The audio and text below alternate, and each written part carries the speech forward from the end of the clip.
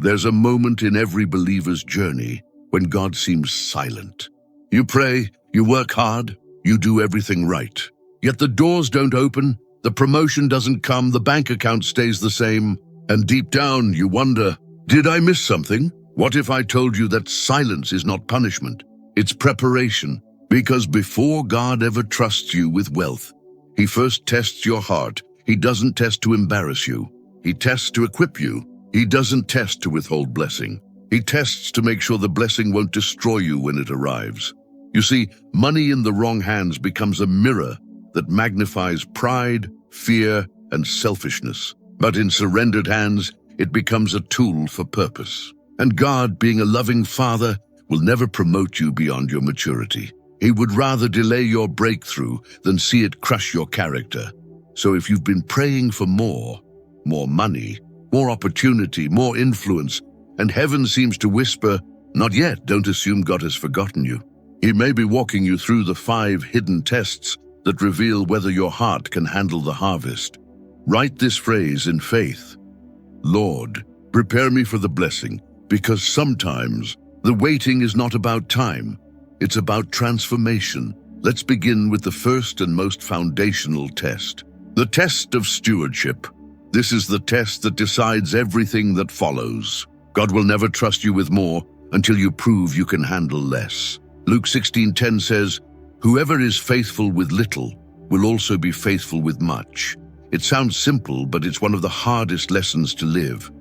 Faithfulness isn't proven when your wallet is full. It's proven when your wallet is nearly empty and you still choose gratitude. It's proven when you tithe, even though the math doesn't make sense. It's proven when you manage the little you have, as if heaven itself entrusted it to you, because it did. Many people say, if I earned more, I'd be more generous. But money doesn't change who we are. It amplifies who we already are. If you're careless with 100, you'll be careless with 10,000. If you ignore small bills, you'll collapse under big ones. The same heart follows the zeros. The parable of the talents shows this clearly. One servant received 5, another 2, another 1. The master distributed according to ability, not favoritism. When the first 2 multiplied what they had, they heard those powerful words, "Well done, good and faithful servant. You were faithful with little. Now I'll make you ruler over much." That is the law of divine promotion. Faithfulness first, increase later. Maybe right now your little is your current job. Maybe it's the tiny business that barely covers rent. Maybe it's a family you're supporting with more love than resources. Whatever it is, treat it as sacred, because the way you treat the small things determines how heaven will treat your next season. Don't despise humble beginnings. The God who multiplied bread for 5,000 began with a single boy's lunch. He doesn't need plenty. He needs willingness. Stewardship isn't about how much you have. It's about how much care you give to what you have. It asks one question that echoes through every delay, every tight month, every test. Can you honor what feels beneath you before I give you what's beyond you? Think about it. Do you complain about the job you once prayed for? Do you treat what's in your hand as if it's not enough? Do you waste time wishing for a bigger platform instead of building faithfully on the one you already have? Sometimes God hides multiplication inside monotony. You think you're just being consistent, but heaven is recording every act of diligence, every receipt, every act of honesty, every small payment you made when it hurt. Those moments are currency in the kingdom. When you show up on time, when you stay grateful in dry seasons, when you handle your resources with integrity, you're not passing an earthly exam, you're passing heaven's. If this resonates with your spirit, declare it now. Lord, teach me to steward well what I already have, because that declaration marks the end of frustration and the beginning of formation. Stewardship turns delay into development. It transforms not yet into almost ready. And when heaven sees that you honor the little, the door to much begins to unlock. That's how every divine story of increase begins, not with more money, but with mature management. And the moment you learn that, you've already passed the first test. If you've ever prayed for a breakthrough and nothing seemed to move, You've already entered the second test, the test of patience. This test is not about waiting for money. It's about learning to wait without losing faith. Patience is not passive. It's the ability to remain calm while heaven finishes what it started. And God often delays visible blessings to expose invisible attitudes. You see, when everything seems still, that's when what's inside you speaks the loudest. Impatience says, "God forgot me." Faith says he's still working. The truth is, what you call delay might actually be development. You're not being ignored, you're being instructed. He's teaching you timing, trust, and temperance. Because if you receive too much too soon, you'll lose it the same way you got it, fast. Look at Abraham. God promised him descendants that would outnumber the stars, but the waiting room between the promise and the fulfillment was decades long. Every year of silence refined his faith until the blessing became a covenant. And that's how patience operates. It turns promises into permanence. When God makes you wait, he's not holding you back. He's holding you together. He's making sure that your character won't collapse under the weight of success. Sometimes, the delay you hate is the discipline that saves you. The same door that feels locked right now might be the one protecting you from a counterfeit opportunity. And when God finally opens it, you'll look back and realize that every no was divine mercy in disguise. So if you're in that place of waiting, don't curse it, cultivate it. Let patience do her perfect work, as James 1:4 says, so that you may be complete, lacking nothing. That's not poetic, it's prophetic. Patience completes what prayer begins. If this word is for you, whisper it right now. Lord, I will wait with worship, not worry. And if you can, write it in the comments as a declaration of maturity. Because waiting well is the currency of divine promotion. Now, once you've passed the test of patience, God brings you face to face with another test, one far quieter but infinitely more powerful, the test of integrity. This test doesn't arrive with applause or visible reward. It happens in secret moments when no one is watching, and no one would blame you for cutting a corner. Integrity asks, will you still do what's right when it costs you something? Every great man and woman of faith was measured not by how they handled abundance, but by how they handled temptation. Because wealth without integrity is a trap disguised as a blessing. It promises freedom, but births slavery. Proverbs 10:9 says, whoever walks in integrity walks securely. Notice, it doesn't say whoever walks in wealth. Security doesn't come from money, it comes from moral clarity. And God will test your motives before he multiplies your money. He will let opportunities come that look good, but aren't godly. He'll allow shortcuts that could make you rich fast, but make you empty even faster. He does this not to tease you, but to teach you. Character is currency in the kingdom. If you can be trusted when no one's watching, he can trust you when everyone is watching. If you can be honest in the dark, he can bless you in the light. Maybe your integrity is being tested at work right now. Maybe you're tempted to exaggerate a report, or to hide income from taxes, or to take credit for something you didn't do. Remember this, when you protect your integrity, heaven protects your increase, because the same God who watches your generosity also watches your honesty. He doesn't just bless hands that give. He blesses hearts that are clean. Joseph was tested this way. He went from a favored son to a forgotten slave, then from a faithful servant to a falsely accused prisoner. Each season was a test of patience, of integrity, of trust. And every time Joseph chose righteousness over revenge, heaven was writing his promotion in silence. When the day finally came for him to stand before Pharaoh, Joseph didn't need to pretend he was ready. He was ready because he had been tested in private. Maybe that's what God is doing in you right now. You feel unseen, undervalued, overlooked, but heaven is watching every quiet decision you make. Every no you whisper to temptation echoes loudly in eternity. Integrity is expensive, but its rewards are eternal. When you pass this test, money no longer owns you, you own it.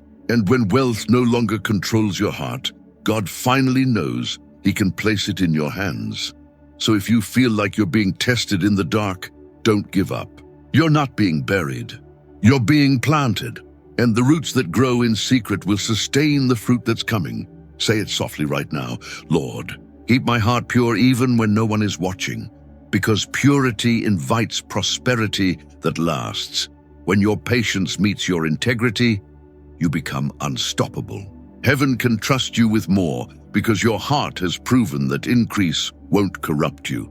You've passed 2 tests, but there are 3 more ahead, each one deeper, sharper, and more defining. The next one is where most people fail because it touches the very core of the human soul, the test of generosity. There comes a moment in every believer's journey when God turns the direction of the test. Up until now, He's been teaching you how to receive well, how to wait, how to stay faithful, how to hold integrity. But eventually, He tests whether you can also let go. This is the test of generosity. It's easy to give when you have more than enough. It's holy to give when you barely have enough for yourself. Because generosity is not about the amount that leaves your hand. It's about the trust that stays in your heart. In Luke 6:38, Jesus said, "Give, and it will be given to you. Good measure, pressed down, shaken together, running over." But notice how it begins. Not with receive, it begins with give. Because in the kingdom, increase never starts with accumulation. It starts with release. And here is the mystery. God doesn't need your money. He wants your mastery. He wants to know that what you have doesn't have you, that you can hold resources loosely, ready to obey Him even when logic screams no. He might whisper, "Bless that person. Give that seed. Forgive that debt." And your natural mind says, "I can't afford it." But heaven smiles and says, "That's exactly why it's a test." Because every time you choose generosity over greed, you're telling heaven, "I trust your supply more than my security." And when God finds a heart that gives without hesitation, He opens rivers that never run dry. That's why the widow who gave 2 coins was praised above the rich men who gave from abundance. Her faith carried more weight than their wealth. Maybe right now you're afraid to give because you're holding on to the last bit you have. But if you can trust God with your eternity, you can trust Him with your economics. Generosity doesn't make you poor. It positions you for provision. And hear me carefully. Generosity is not limited to money. It's your time, your kindness, your forgiveness, your willingness to help when it's inconvenient. When you give those things freely, you are sowing in a field that never stops producing. So if this word speaks to your heart, whisper right now, "Lord, make me generous even when it hurts." Because those who learn to release are the same ones heaven chooses to refill. Generosity is heaven's favorite investment plan.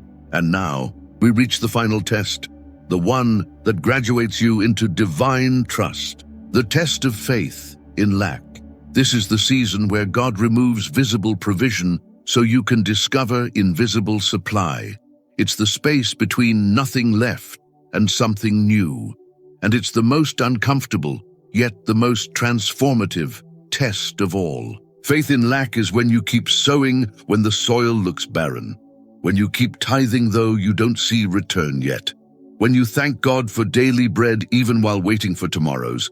Anyone can believe when the account is full, but it takes a tested believer to worship when the numbers don't make sense. In Philippians 4, Paul said, "I have learned to be content in whatever circumstance I am in, whether well-fed or hungry, whether in plenty or in want."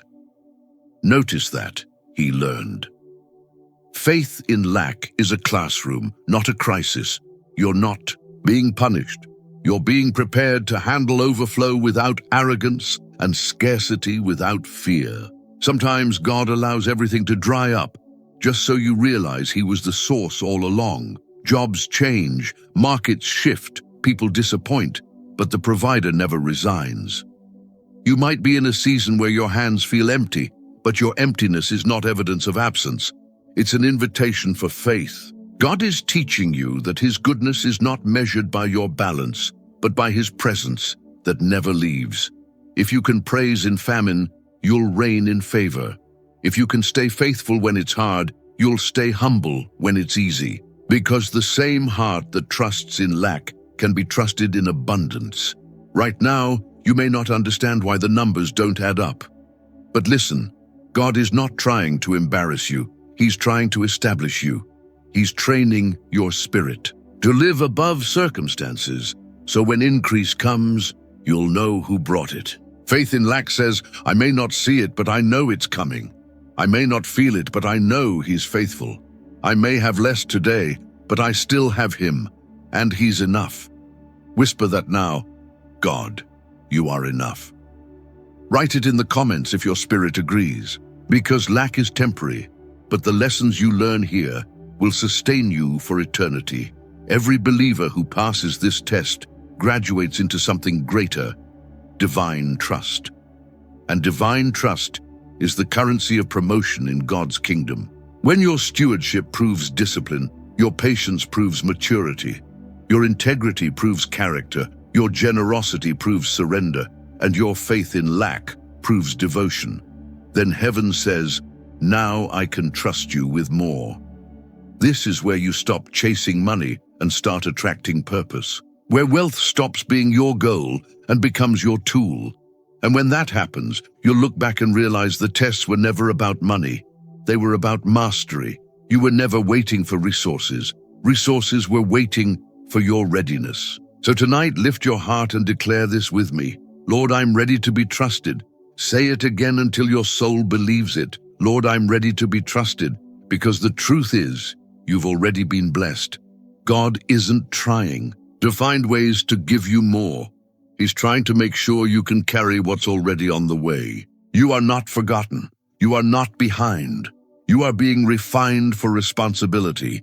And soon, when you least expect it, doors will open that effort could never unlock. People will appear that strategy could never arrange.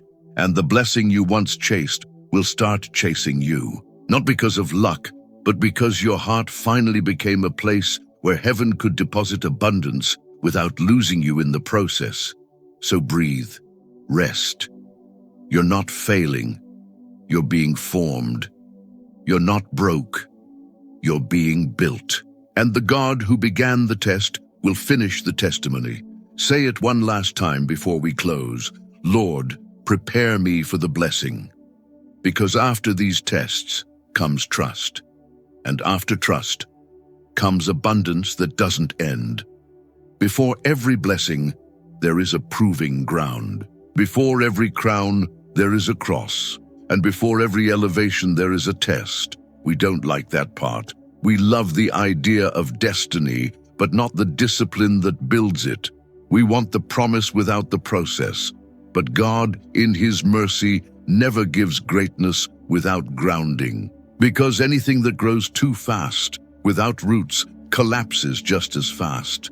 If you think about it, every person God ever used had to pass through seasons of silence, obscurity, and testing. Abraham waited. Joseph was betrayed. Moses fled into the wilderness. David hid in caves. Even Jesus, yes, the Son of God Himself, was led into the desert to be tested before beginning His ministry. The pattern is always the same. God anoints in private, but He approves in testing. And the time between those two moments determines whether the calling becomes a crown or a collapse. Testing is heaven's quality control. It's where God separates your intention from your impulse. He doesn't test you to discover who you are. He already knows that. He tests you so you can discover who you are. Because sometimes success would destroy the version of you that hasn't yet learned discipline. Sometimes the worst thing God could do for you is answer your prayer too early. So He waits, not because He's cruel, but because He's careful. When you pray, Lord, bless me, He listens. But before He blesses, He examines the container that will hold the blessing, your heart, your integrity, your motives. If the container leaks, the blessing will drain and harm you. So God repairs you before He rewards you. He refines your motives, reshapes your priorities, rebuilds your patience, until your soul is strong enough to sustain what your spirit has requested. Maybe you've been wondering, why is it taking so long? You've been faithful, you've been tithing, you've been praying, and still the breakthrough hasn't come. Let me tell you something few people will ever say out loud. Delay is not denial, it's design. When God delays something, He's not denying you. He's designing you. He's creating the version of you that won't waste what's coming. Because the truth is, you can't skip spiritual formation and expect financial elevation. Think about Joseph again. He had the dream at 17, but didn't see fulfillment until 13 years later. He wasn't waiting for the dream, he was becoming the man capable of living it.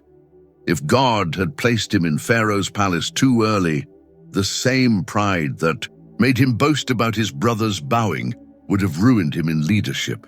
But by the time Joseph reached the throne, he had the humility of a servant, the wisdom of a survivor, and the heart of a steward. That's why God could trust him with the wealth of Egypt, and that's why God tests before He trusts. Because He's not just trying to get money to you, He's trying to get heaven's values through you. He's building a character that can carry covenant.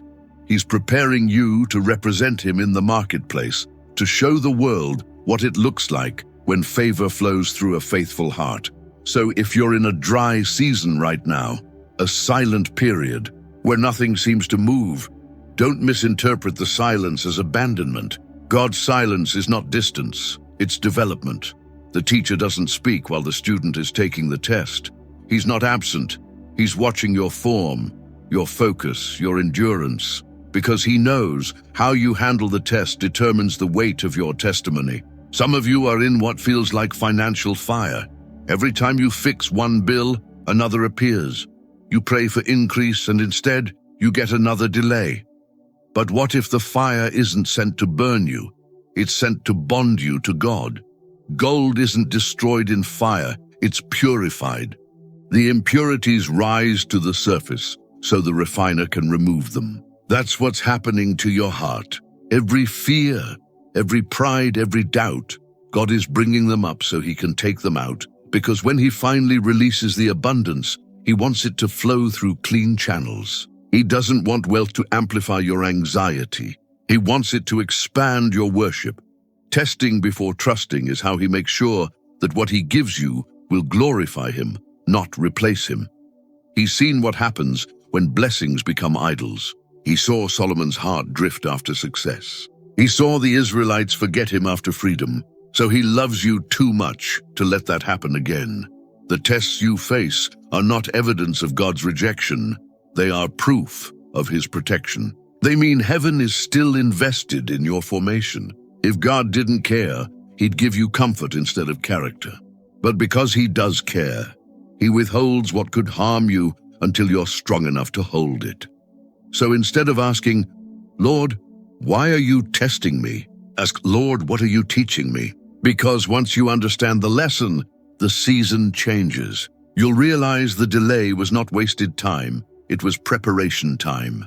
When God tests before He trusts, He's building a bridge between your current capacity and your future calling. He's shaping you into a vessel that can handle both favor and fire.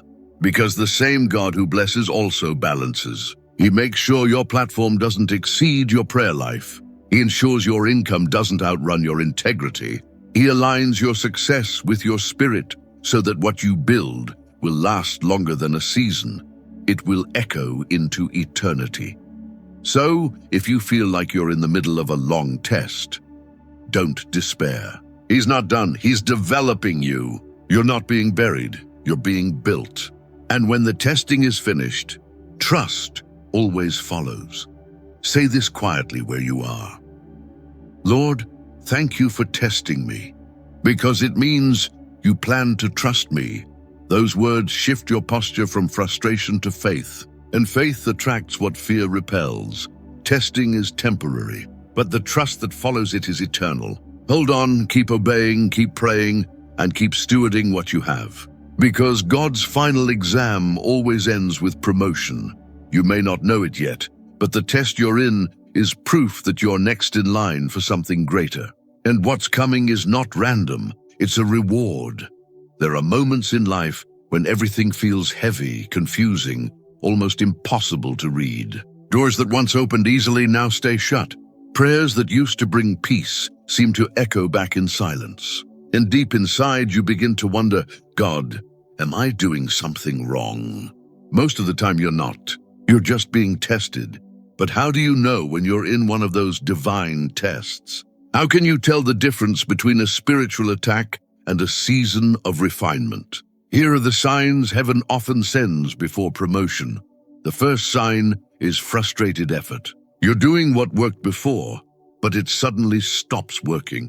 You tithe, you budget, you plan, and still the numbers don't add up. That's not failure, it's a shift. When God wants to move you into a new level, He first allows the old methods to lose their power. He's teaching you to depend on His direction, not your habits.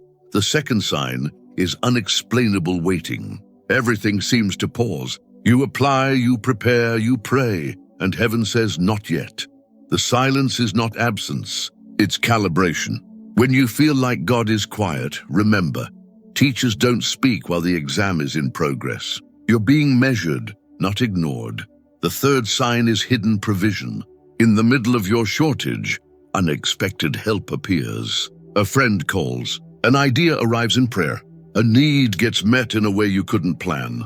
Those small miracles are breadcrumbs leading you through the wilderness. They whisper, you're still on track.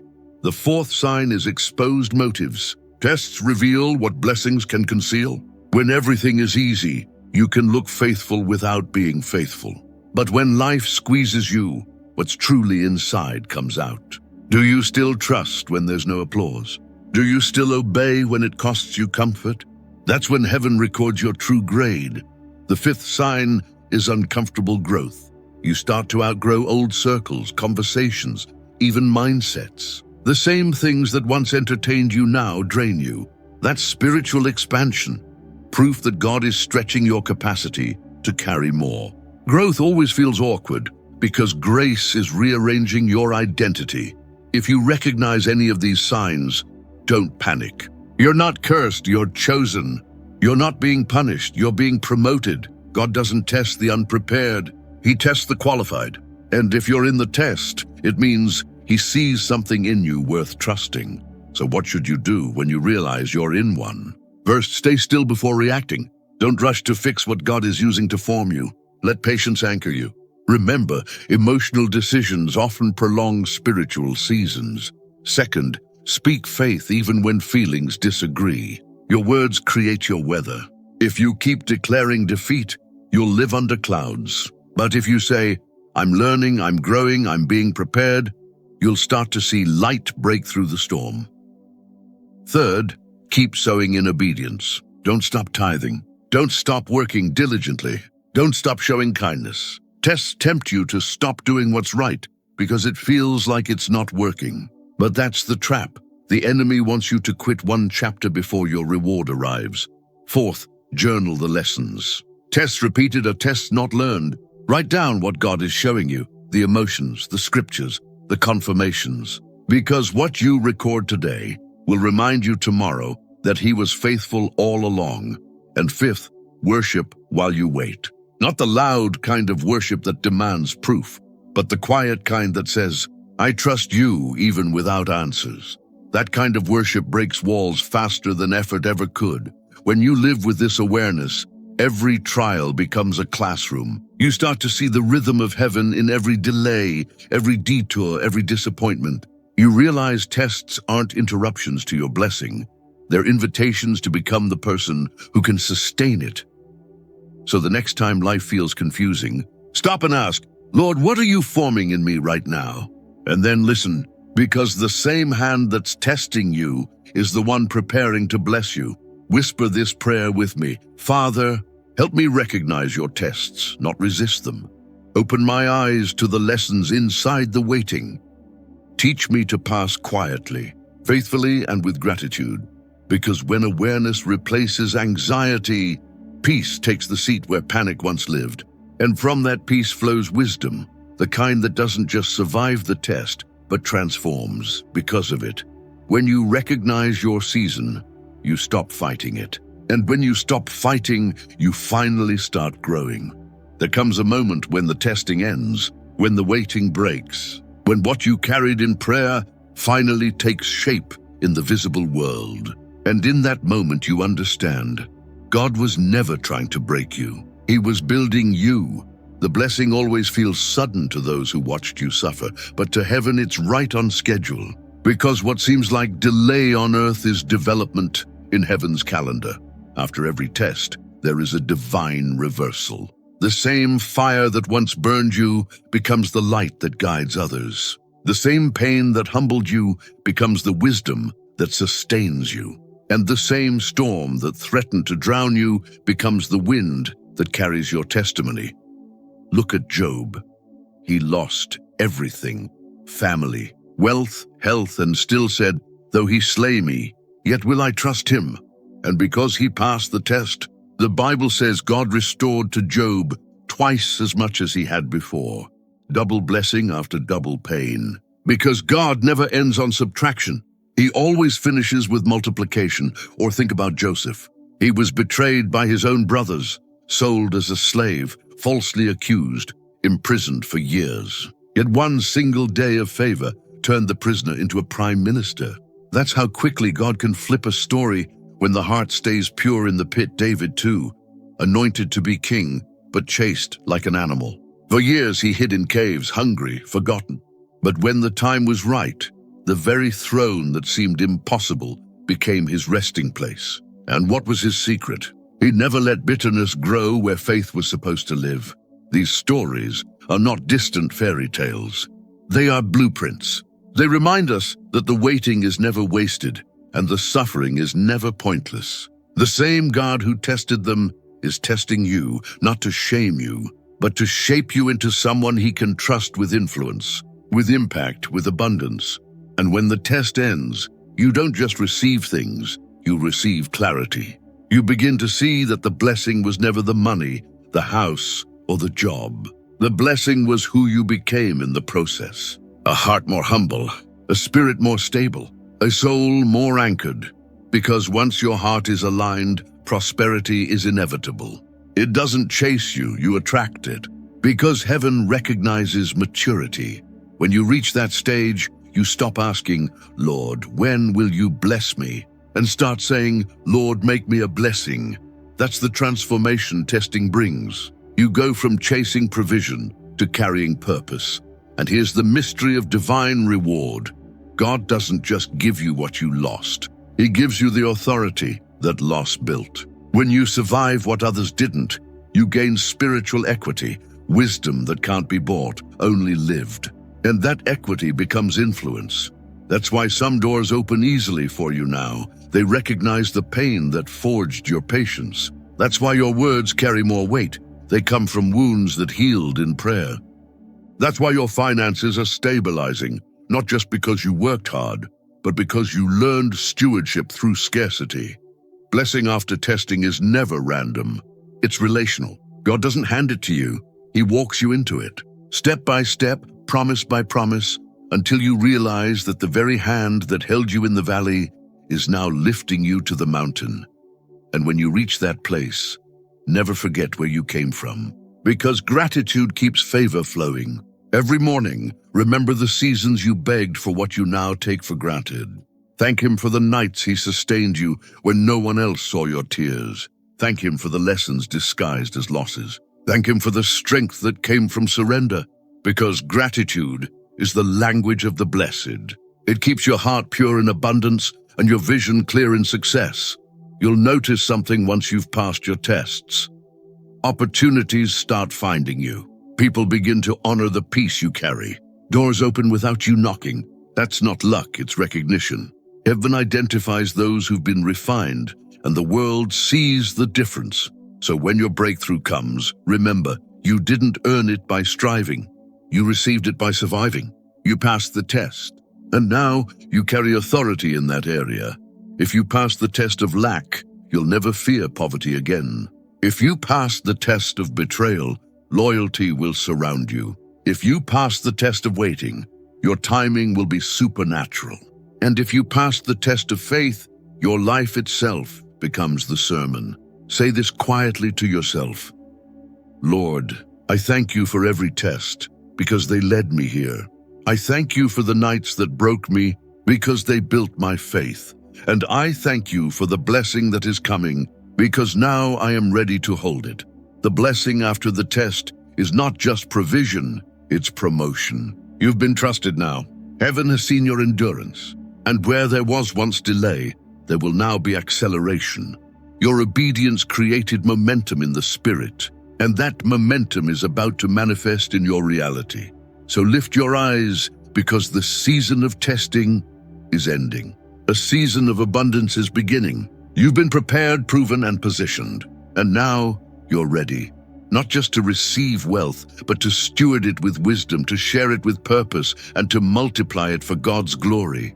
This is the moment heaven has been preparing you for. The test is over. The trust has begun. Take a deep breath. Close your eyes for a moment. You've walked through every test with me. The tests of stewardship, patience, integrity, generosity, and faith in lack. You've understood why God tests before he trusts, how to recognize when you're in a test. And now, you've seen that the blessing after the test is not just wealth, it's wisdom. Now, let's end this journey the same way we began it, in his presence. Heavenly Father, we come before you in gratitude, not for what you've given us, but for what you've built inside us. For every closed door that redirected us to something better, for every delay that developed our character, for every loss that became a lesson in faith. Lord, today we surrender our plans once again. We lay down the desire for quick success, and we embrace your timing, perfect even when it feels painful. We confess that every talent we have, every resource we hold, every opportunity we see belongs to you. You are the source of all provision. You are the author of every breakthrough, and if you've allowed us to walk through tests, it's because you saw something in us worth refining. So we thank you for the fire that purified us, for the silence that strengthened us, for the tests that trained us. Now, Lord, I pray for everyone listening to this message. For the one who is tired of waiting, renew their strength. For the one who's struggling to believe again, restore their faith. For the one who has been faithful in little, open the doors to much.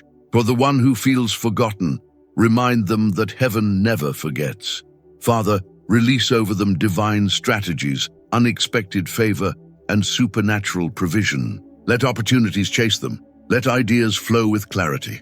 Let peace guard their heart in every financial decision. And above all, teach them that abundance without alignment is emptiness. May every blessing they receive bring them closer to you, not away from you. May their wealth carry purpose. May their influence carry humility. May their success carry compassion. And when you bless them, Lord, and I know you will, remind them that it was you who gave them power to create wealth, that it was you who sustained them through every midnight hour, that it was you who transformed their tests into testimonies. Right now, I speak prophetically over your life. Your season of waiting is turning into a season of walking. Doors that were locked are unlocking. Resources that were delayed are being released. Connections that seemed impossible are aligning divinely. You've passed the test and heaven has noticed. Now favor is locating you. Grace is surrounding you. And the blessing that once felt distant is about to manifest. Say this with me, not as a wish, but as a declaration of faith. Lord, I'm ready. I've been tested and now I'm trusted. I receive everything you've prepared for me. I will use it for your glory, not my pride. Your journey doesn't end here. This is only the beginning, because once God can trust you with a little, he multiplies it. Once he sees your heart has passed the test, he sends resources faster than you imagined. Keep your eyes on him, your hands open, and your heart pure. Because this next season of your life won't be built on struggle. It will be built on stewardship, stability, and supernatural grace. And as you walk out of this moment, remember these words deep in your spirit. You were never waiting on the blessing. The blessing was waiting on you. Now you're ready. Now you're prepared. Now you're trusted. May the Lord bless you and keep you. May his favor follow you wherever you go. May his presence be your greatest treasure. And may every test you pass become the testimony that changes someone else's life. This is your time. This is your turning point. You've been tested, and now heaven trusts you. Amen.